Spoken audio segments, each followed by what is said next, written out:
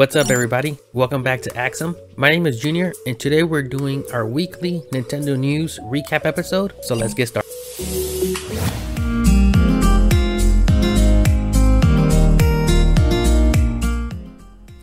Okay, so like every other week we have a bunch of news from the Nintendo world for you guys, and let's just go ahead and jump right in with some hardware news. Our first topic is Switch Joy-Con designs. So like any other hardware manufacturer, Nintendo filed patents for some ideas that they had on Joy-Cons, and most of the time these patents are just black and white images of possibilities. But thanks to Let's Go Digital, we have better renders of what they actually would look like if Nintendo decided to create them. So the first one is the normal Joy-Cons that we all know and love, minus the drift issues hopefully. The second one we have here is for a wide version of the normal Joy-Cons. Everything is the same, just much wider for people with bigger hands like myself that end up having getting cramps when playing in handheld mode. It's very annoying, so I think this would help ergonomically. But the third one is more interesting here. This is the Nintendo Switch Joy-Con with D-pads. This is normal Joy-Cons, just removes away the joystick and replaces it with two D-pads. So we have two D-pads on each side, X and Y, B and A on the right Joy-Con, and then they kept the up, down, left and right buttons on the left Joy-Con. That just looks very weird to me. I hope Nintendo never makes this Joy-Con ever. And then the final one, which is the most interesting one to me, is the Joy-Con D-pad and buttons. So this is the Joy-Cons have the D-pads on both sides, a joystick on both sides, and then they split the X, Y, B, and A into each controller. This seems more reminiscent of the Wii controllers. I kind of enjoyed this one. Most of the gameplay would have to be holding it vertically because, as you can see from here, the joystick is right in the middle of it, and that's not very ergonomic there, but I do like the design and it could be useful for several games.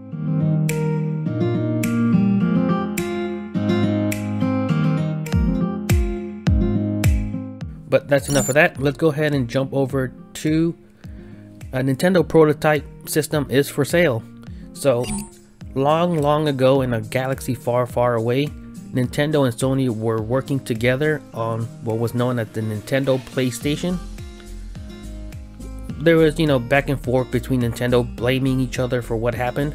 We won't get into those details or anything like that. But they were working on a Nintendo PlayStation, and apparently somebody did get access to one. They fixed it up. It's actually working. So he fixed it up, made a bunch of videos, documents, reports, everything like that, and now it's for sale. If you have a lot of money, because this is gonna go for a lot of money, you can go ahead and probably auction, bet on this auction that's gonna go out. This is gonna be worth a lot of money. I'm hoping that somebody who's an avid collector or a museum or something picks this one up and just locks it away so it can be held for future reference there. But just in case, if you guys have a lot of money and you want to spend it on the one-of-a-kind Nintendo PlayStation console, go ahead and check it out.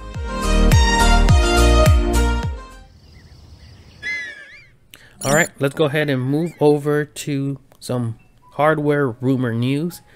Now we're getting some rumors of a Nintendo Switch 2 or the Pro model that we've been talking about or guessing about. This is coming from 4chan, so tons and tons of salt needs to be taken with this rumor here. So somebody on 4chan said that they had some inside information on a possible Nintendo Switch 2/Pro coming out in January 2021. We'll have to wait and see if that ever happens, but they did say that this is from inside information, and they gave us some details here. So some of the things that stood out. This new Switch model will share all the games and accessories with the Switch, so it's not anything new. It's just gonna run the same exact games and the same Joy-Cons. Everything's gonna be the same there.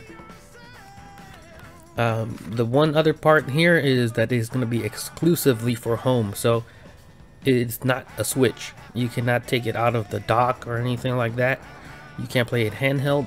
This is specifically for the TV, and that's kind of a weird thing. I know Nintendo dropped the whole Switch thing when they made the Switch Lite, but still, an exclusively home console is what we're showing here. They also shared some specs as well, saying it's going to have 1080p Full HD, and that's going to hit a maximum of 60 frames per second, with the maximum being UHD graphics. So we'll have to see if that comes true. If it's, you know, exclusively for home, then we could definitely see UHD. We'll have to wait and see on that one. It will come up with 64 gigs SSD drive installed, and an NVIDIA Tegra Xavier CPU GPU installed.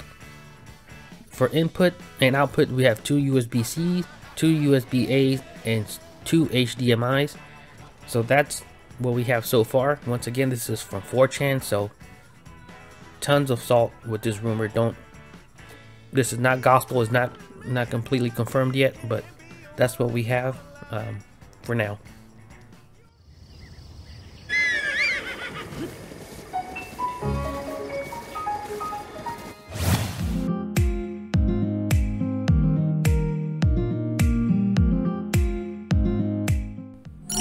Okay, let's go ahead and jump into some software news, but we're gonna go ahead and keep the rumor mills going here for some Super Smash Bros. Ultimate rumors. And this is coming once again from 4chan, so don't take this as already being destined. They're talking about Geno being the next Super Smash Bros. Ultimate fighter. After Terry Bogard comes out in November, this rumor says that we should be getting Geno, which is from Super Mario RPG Legend of the Seven Stars. This is one of the fan favorite characters that people have been asking for since forever. There were some Mii fighter costumes for Geno, but people want actual Geno coming to the game, and according to this rumor, it could be happening. And I remember that I believe it was Masahiro Sakurai said he would love for Geno to be in Super Smash Bros. Now I'm not sure if he was just talking about having like a Mii fighter costume or the actual character. We'll have to wait and see. He does have some abilities and he'll be more of a shooter, so we'll have to wait and see if that comes out. Just an FYI, Masahiro Sakurai said he wanted it.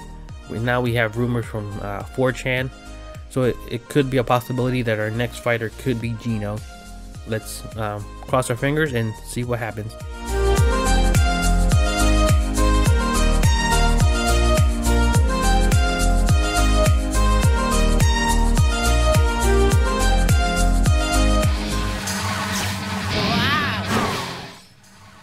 Next up, for anybody that's still playing Mario Kart Tour like myself, the Tokyo Tour is now available. This brings you, obviously, takes you away from Paris, brings you over to Tokyo, and it includes new karts, new characters, and new challenges. So if you're excited for this game, I'm still having fun with it. Haven't spent any money on it but if you like this free-to-play game, go ahead and jump in now. The tour is just starting. And if you get in there early, you can win gems by being the highest ranking person in your league there. So that's good to know if you enjoy.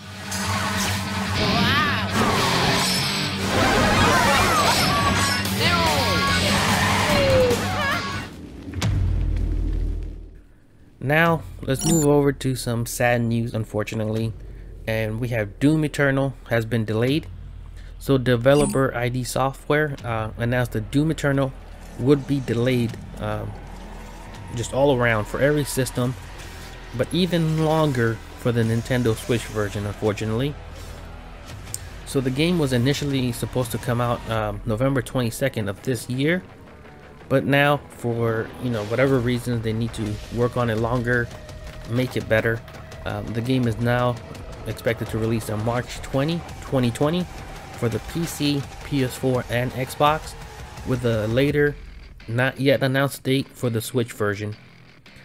The developers also mentioned that obviously they're trying to deliver their best experience for the players, so they want to clean up as much as possible and give us the best experience possible. So that's always great, no harm there.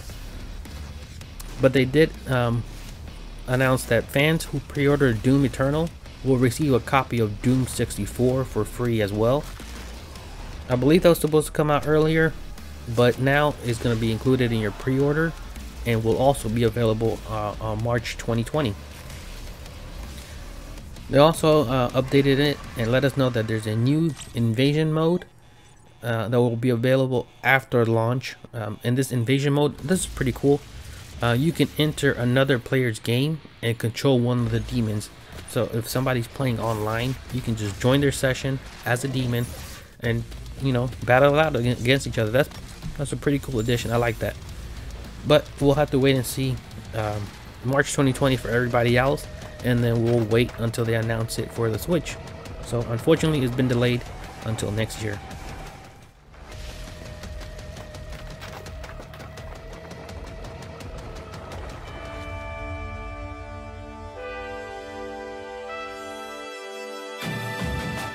Okay guys, let's jump over to some Pokemon announcements. So last week, developers over at Game Freak ran a 24-hour Pokemon Sword and Shield stream. For those that didn't make it, or obviously don't want to spend 24 hours waiting for Pokemon, there's updates available. There was a chance to view the stream. There wasn't too much really announced or showed off. Mostly they went into details on stuff that we already knew. But near the end of the 24 hours there were some new Pokemon sounds, and then we saw a new Galarian version of Ponyta. So now we know that Galarian Ponyta exists. There was a follow-up email blast that Nintendo sent out. It's showing that this Ponyta is a Psychic type. Its main abilities are Runaway and Pastel Veil. Ponyta was one of my favorite Pokemons growing up, and having this Galarian version is even better. I like the looks of it. It's pretty cool. It's very similar to the normal Ponyta, except that its mane and tail are blue and purple, and it kind of looks like a cloud or even cotton candy. But this one is also a unicorn, so it has a horn. I kind of like it. It looks pretty cool. The ability, the Pass Veil ability, is also pretty cool. It is used to protect itself and the rest of the team from poison, as well as curing Pokemon with poison status, so it can never get poisoned. That's pretty amazing. A follow-up notification also confirmed that Ponyta will be exclusive to the Pokemon Shield version. So if you want Ponyta, you can get the Shield version, or you'll have to trade it with somebody else, or you can pick up both. So Game Freak has been doing constant interviews with Game Informer, and one of the recent interviews with Game Informer, the developers talked about the 3 starters and the type of trainers that should pick each one. So let's go ahead and see what they said here. So Sobble, the cute water lizard Pokemon, is a good choice for trainers that are kind, caring, bashful, and shy, just like Sobble himself. And like I mentioned before in all the other videos, this is the one I'm going for. I kind of want to see what he evolves into, but from what I've seen and what I've heard, Sobble is my choice. For Grookey, this is the grass monkey Pokemon, and he likes to have fun and spread it all around to the environment and everybody around him, using his little stick to bang on stuff. The perfect trainer for this Pokemon is someone who likes to have fun, dance, and go to parties. So if you like being an extrovert, I guess, and you like to have fun and share music with everybody, Grookey is your choice. And then the last one is Scorbunny, the mischievous fire rabbit Pokemon, and this one's just full of energy. The developer did point out that Scorbunny is the type of Pokemon to be missing from his Pokeball when you wake up in the morning. He loves to get into all sorts of trouble, so if you're a trainer that is either a troublemaker or can keep up with this Pokemon's energetic behavior, he's the perfect one for you. So there you go. Now we know who these Pokemons are all for.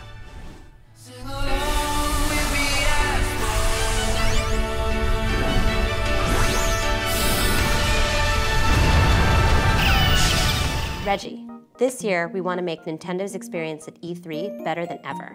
Of course, we've got our digital event on Tuesday. Okay, next up, just letting everybody know, Nintendo is hiring, guys. So Nintendo is hiring a bunch of developers. The first step here is they're hiring to develop a 3D and a 2D Mario game. The development is split between two different teams working on each one. So it's been confirmed that the 2D version of whatever Mario game is coming out will be worked out of the Kyoto site, whereas the 3D Mario game is based out of Tokyo. Now everyone is talking about a new Mario Odyssey 2, and that would be great. I definitely like to see more Mario Odyssey. Now this would also be the first time in a very long time that there's been two 3D Mario Adventure games on the same console, probably since Galaxy 1 and 2. Now I can definitely see them making a sequel to Odyssey, much like they're doing with Breath of the Wild. So let's hope that that is the case, and we're getting a bunch more sequels to some awesome games that sell very well. Like I said, there's also that second game, the 2D version that they're hiring for.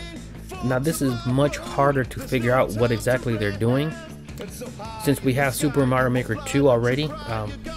I'm not sure exactly where they would go up with it. We also have the port from the Wii U, the new Super Mario Bros. U Deluxe. So we got the creative version already out there, plus the 2D platforming from Nintendo. So unless they're making another 2D side-scroller like U Deluxe, I'm not quite sure what else they could possibly be making here. We'll have to wait and see. And there's some more hiring going on here. So Nintendo has also confirmed that they're hiring for scenario planners and level designers for the Breath of the Wild 2. This is a continuation of a big hiring spree that Nintendo has been working on, and it shows that they're working to get a bigger team for the next installment of Breath of the Wild. So that's great to know. There were some rumors as well that the release date for Breath of the Wild 2 will be attached to the Switch 2 or the Switch Pro model, which we mentioned previously is set for January 2021. And that kind of makes sense. I'm not sure they're making the entire completely brand new game or going to reuse assets like Nintendo used to do before. So it doesn't take as much time to develop it. The first one took 5 years to make, the Breath of the Wild. So it will take a lot shorter time to do it because you're reusing assets and just building upon what you already have there. So that's pretty cool. But, you know, it's coming, and something really cool also happened for Breath of the Wild 2. There was a 64 version video coming out from Regressor YouTube channel. If you remember that trailer that we saw for Breath of the Wild 2, somebody remade this game in Nintendo 64 graphics, and I think it looks pretty amazing. It looks like Ocarina of Time or Majora's Mask, just completely redone. It's amazing. Go ahead and check it out. I would love to see this game made into 64. I don't know why. It just brings back memories, but check it out. It's a pretty cool video there.